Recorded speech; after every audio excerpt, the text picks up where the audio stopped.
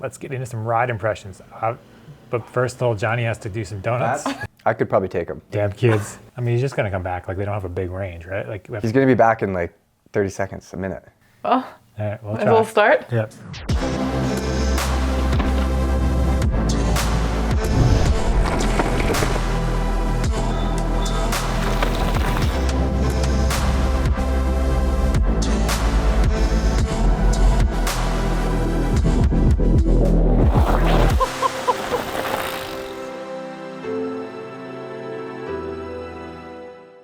Hey everybody, welcome back to another Value Bike field test review video. This time, it's the roundtable. By now, you guys have probably already seen all of the hardtail reviews, and that means that it's time for me to ask these guys some tough questions, and I think I might answer a few myself. First off, Kaz, which one would you take home? You've got the Diamondback Sinker, the Marin Team Marin 1.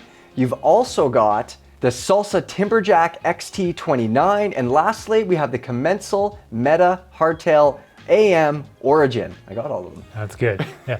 So of those bikes, Kaz, which one are you gonna take home? I think for me, it'd probably come down to between the Commensal and the Salsa, and it would just kind of depend what I was looking to do. If I wanted to ride rowdier stuff, that Commensal would do it. Yeah. But the Salsa, it's hard to go wrong with that one. I mean, it is the most expensive one here. You know, you're looking at $2,100 versus $1,500 for the Commensal, so it's a big price difference. Yeah. So some of it would have to do with my budget.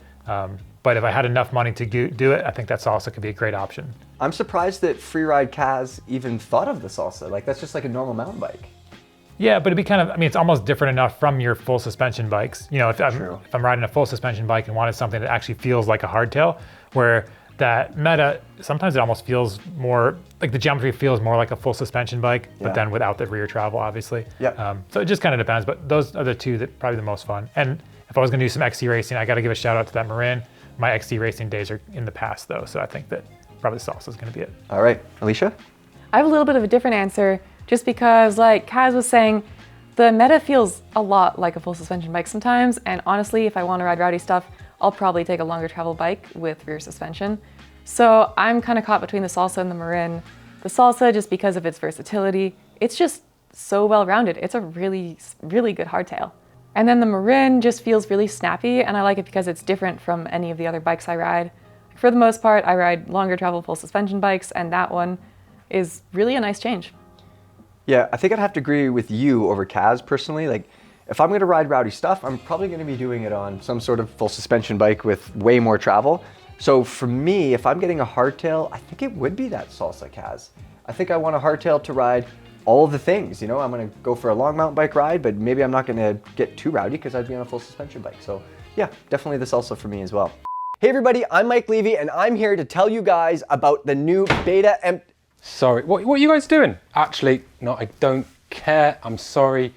My time is more important Henry, than yours, and I need this 8 doing mil. I will catch you later. Have a great day. Beta MTB membership, it's $24 a year, and it gives you early access to field test videos, long form writing. And link in the description below. Click on it to subscribe, and so you don't miss anything.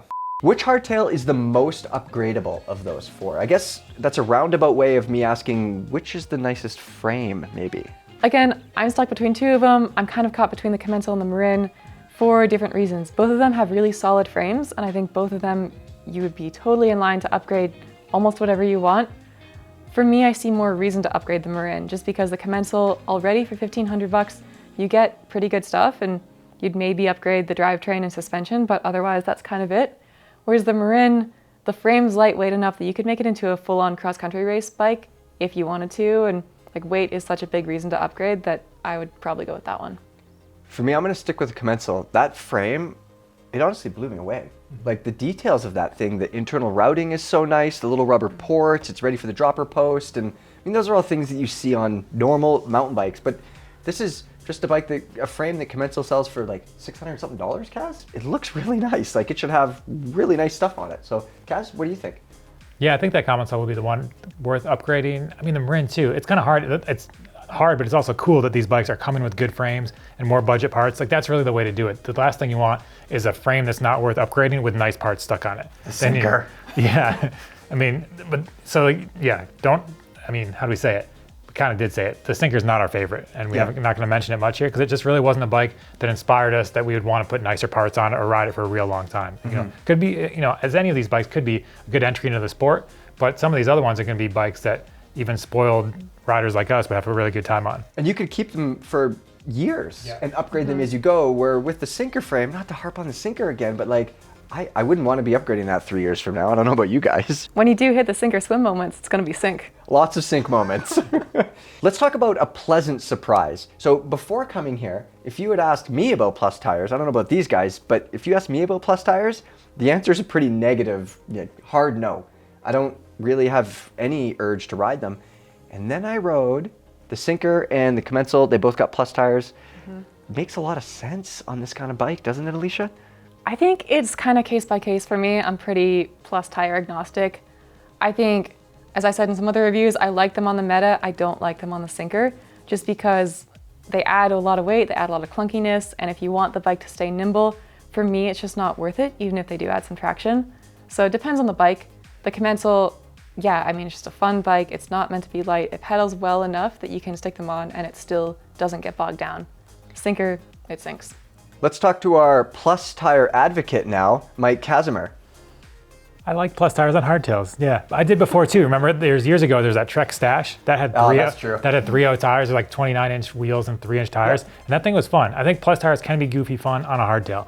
Like I've written them off basically completely for full suspension bikes, just because then they really just don't make sense. They add weight, they feel really weird and vague. But on the hardtails, you kind of want that extra traction, extra compliance, and especially here where you're super pointy, you want just more traction, and I think that makes sense for that. Let's keep it positive and talk about some of the components that impressed us. There's a particular brake set on 2 different hardtails that we really ended up liking. What are they?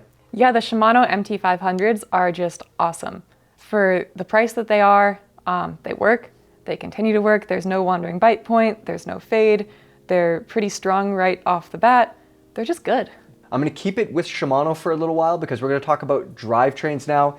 We have that Salsa Timberjack. It has an XT, well, mostly XT-ish drivetrain, has an SLX cassette on there. And then we also have that Marin. It has a Deore drivetrain. I mean, did you guys have any problems?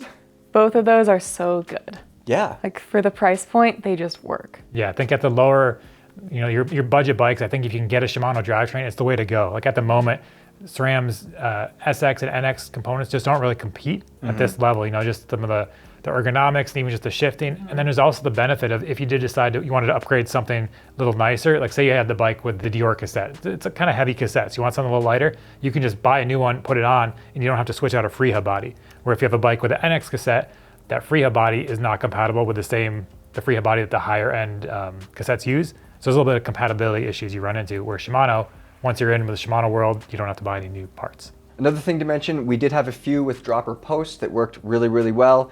At some point in the future, I would like to see every budget bike come with a dropper post, and we're starting to see that, and it's only going to get better.